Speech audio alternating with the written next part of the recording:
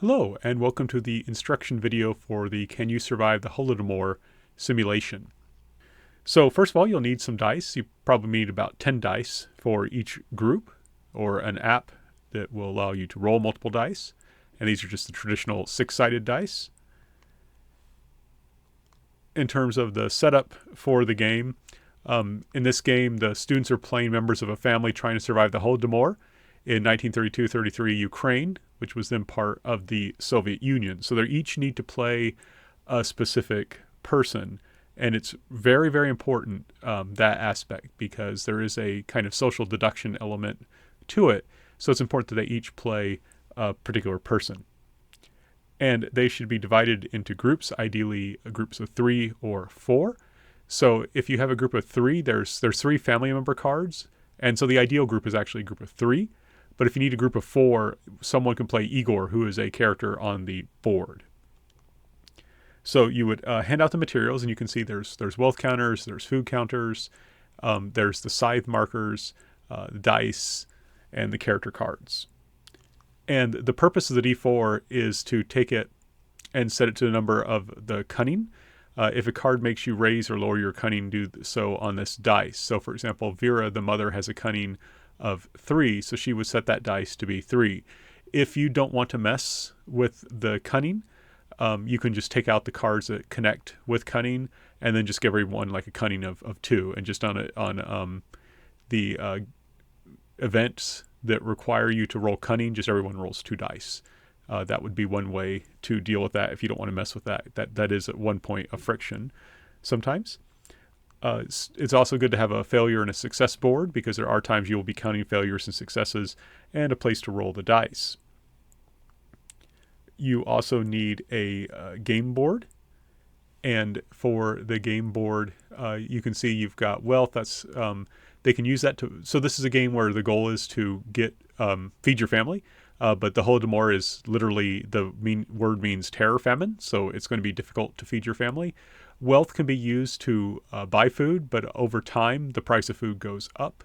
Of course, there you've got the food box. Harvest is how much you produce, and total food needed is how much the food people need. Now you can tell they're growing more food than they need. That's the beginning, but what's going to happen is the government takes out money, takes out the wealth. Then they are going to need more. They're not going to have enough to be able to eat. And there you can see on the top right, there's Igor. If you have a 4th player, one of the people plays Igor. Notice he has cunning. Sophia and Nina don't. They're too young, so that you don't play as them. And one thing to note is that students often notice very quickly that Nina does not contribute food, and so they kind of want to get rid of her. They're kind of like hoping that Nina will die. And it's up to you how you handle that. I like to remind them, well, this is your child, but this is the kind of difficult situation families could be in. Another important aspect of this, because the game is based around food, what happens if you don't have enough food to eat? And for each missing food you have, students draw from a deck of health cards. And each health card says something like this: Vera's health weakens. If 5 of these cards have been drawn, Vera dies. Remove a food counter, place this card at the bottom of the deck, allowing Vera to remain alive for now. So there's cards that we'll look over momentarily that allow you to have like hidden food. And so a student could say, well, who's playing Vera could say, well, I'm going to use one of my hidden food cards to give Vera health, so that way she doesn't die. Or you could also, of course, have another student volunteer to give up their hidden food. And so this is meant just to the reality, of course, is people might want to hold on to food for themselves. And it's kind of, that's a student's choice, is do I help other people or not? But the key thing is that people have different numbers of these cards. For example, Nina, if Nina draws 2, she dies. Vera gets 5. And so it's good for students to, when they draw these, just to put them in front of themselves to help them to remember they've lost those cards. And then if they, like if you draw them for Sophia or Nina, you just put them next to them on the board. It's good to follow up with the groups, especially when people start losing health, to make sure they understand this.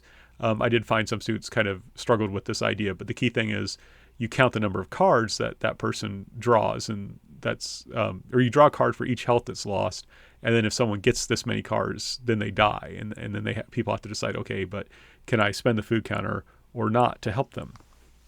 So one thing that makes this game different from some of the other games that I've created is that in most games, you only draw one card per turn, no matter how many members of the family there are, or no matter how big the group is. So even if you've got 4 people in a group, they draw one card per turn as a group, not one each individual, right? So in one turn, a group of 4 would draw one card, not 4 cards. This game is different. So in this game, you may notice the deck is really big. And I do want to emphasize there's 2 decks. There's this deck that has the yellow and blue and no back, and that's the event cards. And then the health cards are completely black and white, and they do have a back that says that they are health cards. So you want to keep those 2 decks separate. They do different things, right? This is what the deck you draw when someone loses health. This one, each player draws a card each turn, right? So if you have a group of 3, each turn they draw 3.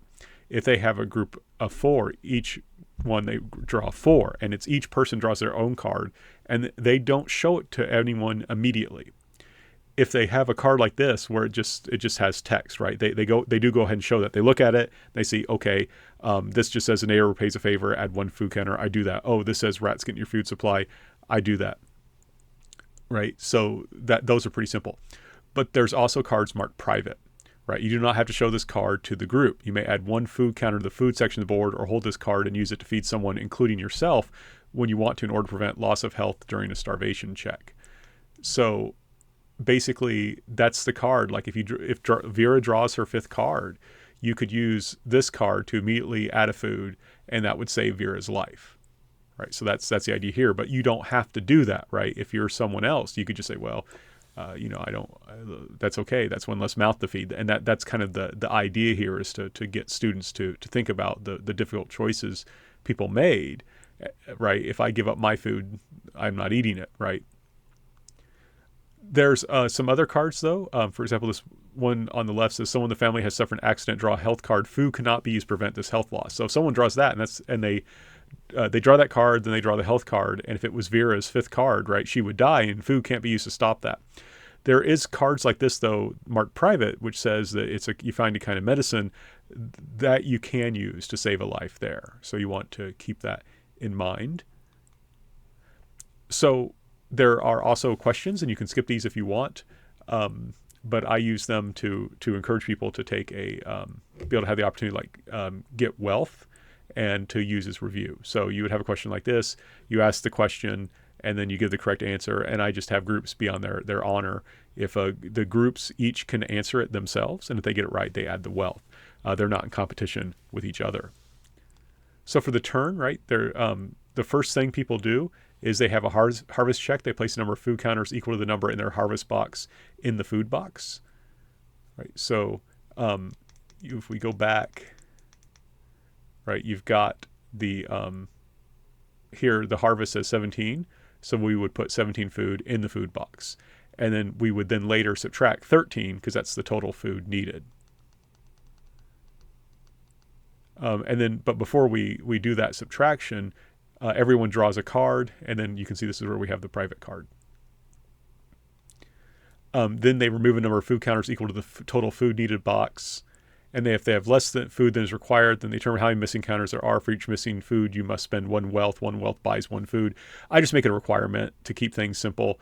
There's nothing else they can use wealth for other than to buy food. So I just say you just have to do it. But what will happen is over time that will go up, the price. So after that, right, if you still do not have enough food, after spending wealth, draw a health card and follow its directions. If you have a card that adds food, you can discard to prevent someone from losing health. If anyone dies, lowers the harvest and food needed on the board based on the numbers on their card. And usually in games, when someone dies, I have them get a new character, but not in this game, because again, we want to emphasize the very high stakes here during the famine. But basically, that's how a turn works. You ask a question, they get a wealth counter if they get it right. And the first turn, I just run it like that with no special event, just so that they get used to the mechanics. But then the second turn, I tell them, okay, the government sets the quotas based on the good harvest you had previously. And we do our harvest check, and then everyone draws a card. And I say, okay, before you feed your family, collectivization has been started. You have to remove 6 food counters. And they also tell them, okay, and there was also a drought. You need to remove 2 more food counters. And this is a Ukrainian artwork that had water in it. And that's why that's included. And then we do starvation and health loss, right? So the government gets its food first, right? They get to take their food first, and then you get what's left over. And that's meant to, again, emphasize what was going on during the Holodomor. And so, other than that, everything kind of stays the same. And this number goes up over time, right? So eventually we get up to like 12 food counters. So eventually they will start starving, and people might die. Now, one thing you can do, of course, if you want to make this game more or less difficult, is just on the PowerPoint change the amount of food counters, right? So you could go from 12 food counters to remove 10 food counters if you want to make it easier. If you want to make it harder, go up to 14. There's also events. So in this one, officials come to your farm looking for grain, and then it asks you to make a cunning check to try and trick them into leaving. So you roll your cunning. So if you have students' cunning is 2, they would roll 2. If it's 3, they'd roll 3, and so on and so forth. And you can also, if it's a group of 3, have someone roll for Igor, which adds another 2 cunning. And then based on the count successes, remember a success is a 4, 5, or 6, a failure is a 1, 2, or 3. Then you trick them, and they if they have any hidden food, they leave without taking any food. But then it goes down, you get worse and worse, and you have to draw cards and you lose food because you get beaten up and they take your food. So that's how that works. So remember, success is a 4, 5, or 6, a failure is a 1, 2, or 3. So if they were to roll like 2 2s and a 4 and a 5, they would have 2 successes, right? Because they would have the 4 and 5 were successes, the 2s were failures, and that's what they're counting there. And then for the last turn, I tell them, okay, the regime ends the quota system, but now you don't have much seed, so you lose 7 counters for that last one, and then that's the final one. And then I give them these reflection questions about how many family members are still alive, how well did things go for your family, and why, and what did you learn from the Holodomor simulation.